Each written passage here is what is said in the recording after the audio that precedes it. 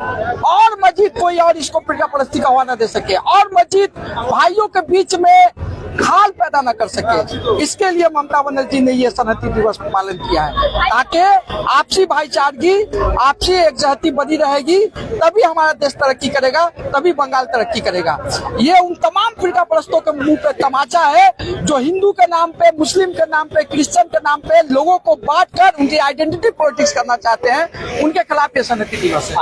आज पूरे पश्चिम बंगाल में पूरे देश की नजर थी। हुमायूं कबीर ने कहा था कि आज ही के दिन उसी जमीन पे बाबरी मस्जिद की फाउंडेशन रखेंगे। आज उन्होंने रखा भी है और कहीं ना कहीं माहौल बिगड़ता हुआ भी दिख रहा है। क्या कहिएगा एज ए टीएमसी सेकुलर नेता के हिसाब से? बंगाल का माहौल कभी बिगड़ेगा नहीं। बंगाल के अवाम, बंगाल की हुकूमत, टीएमसी के यहाँ पे तमाम सैनिक जो है बंगाल के माहौल को बिगड़ने नहीं देंगे। और दूसरी बात मैं कह दूं, ये जो बाबरी मस्जिद का बुनियाद रखा जा रहा है, मस्जिद बनाने, मंदिर बनाने का सबका अपना अपना संवैधानिक और मजहबी हकूक भी है उनको हासिल। मैं पूछना चाह रहा हूँ कि सुप्रीम कोर्ट ने जब राम मंदिर बनाने के लिए जब दिया था, आदेश दिया था, साथ साथ में बाबरी मस्जिद बनाने का भी एक आदेश दिया था उसी अयोध्या में। उस मस्जिद को बनाने का काम क्यों नहीं कर रहे हैं हुमायूं कबीर? उस मस्जिद को बनाने के लिए अयोध्या के अंदर ही फैजाबाद में वो जो जमीन दिया गया है उसके डेवलपमेंट की बात क्यों नहीं हो रही है?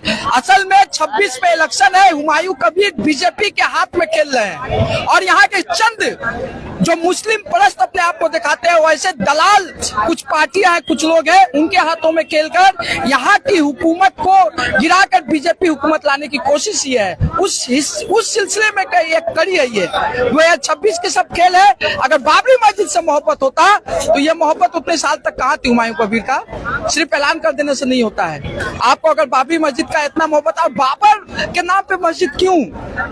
बाबर ने क्या यहाँ पे इस्लामी हुकूमत की बुनियाद डाली थी?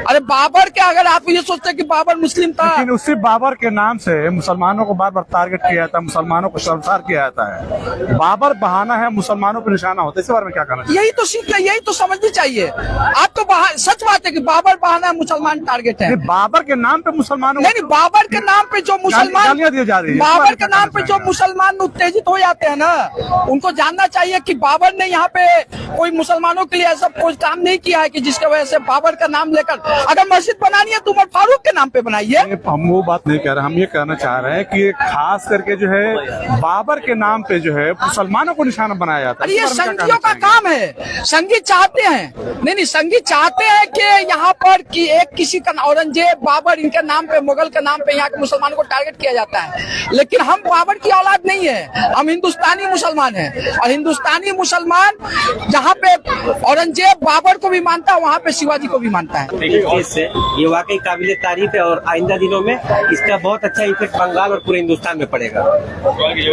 आज देखा गया कि काफी तादाद में लोग मौजूद हुए। साइनी घोष ने भी काफी जाराना और स्पीच दिया और कहा कि हिंदुस्तान को या पश्चिम बंगाल को जिस तरह से बांटने की कोशिश करते हैं यहाँ वो एक्सेप्ट नहीं किया जाएगा।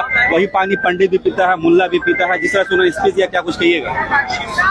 देखिए, लताया ने कभी कहा था कि आकाश अपने मुल्क में ऐसी फजा बने, मंदिर जले तुरंत जो मुसलमान को भी हो, अब पामाल हो न पाए न मस्जिद की आबरू, ये फिक्र मंदिरों के निगहबान को भी हो। तो उसी तर्ज पर जिस तरह से साइनी घोष ने हम लोग की जो युवा सभापति ऑल बंगाल की, उन्होंने जिस तरह से आज ये मैसेज दिया, इससे पहले ये प्रोग्राम माइनॉरिटी सेल के जरिए किया जाता था, मगर इस बार छात्रों, युवा और माइनॉरिटी सेल तीनों शाखा संगठन ने मिलकर इस प्रोग्राम को किया है। तो ये एक अच्छा मैसेज है और ये मैसेज पूरे बंगाल के साथ पूरे हिंदुस्तान में जाएगा कि बंगाल ये